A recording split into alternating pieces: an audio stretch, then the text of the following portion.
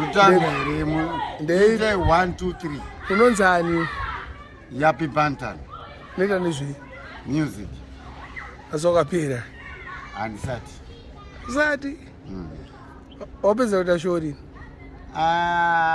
manje unapedzera kuita shori namukanya here ask me bro Jean root by me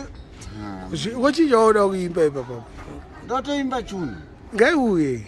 me ask me bro Jean root by living up and a fun thing make up on mind if you dealing pana you are serious when you dealing pana fun thing make up on mind if you dealing pana me you are fit you are smart you are bombo ya bombo zvove chiiswa waimba zvizvo ndikutaura kuti bombo kulati aiwa usataure wedhiro ratibvumidzwa usabharuke ka taura ukatarisa kuno kuti uda kuzvipedza what you mean bombo kulati hazvibvumidzwe kani it's a cloth aiwa hazvibvumidzwe kani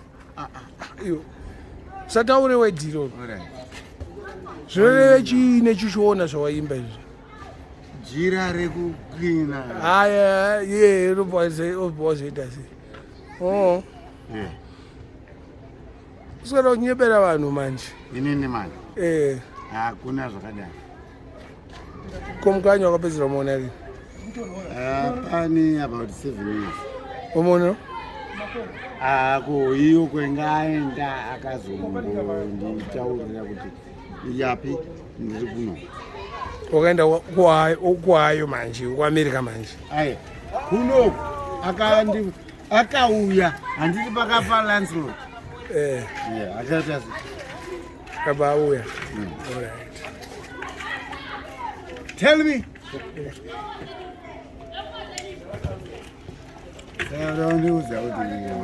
hapana zvandikuudza hapasina munhu anobika pamba pedu ita uchiwedzera nacho kwako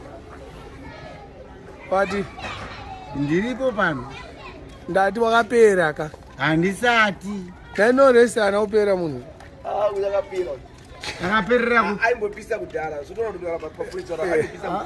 mira padhuze naye uchitaura izvi anozopera here munhu ko akazorohwa arohwa nani akunwe mira utaure aiwa mira utaure arikunwe ari kutizi yapi azawo kuti watumba anorohwa uyu akafa iri bho yapi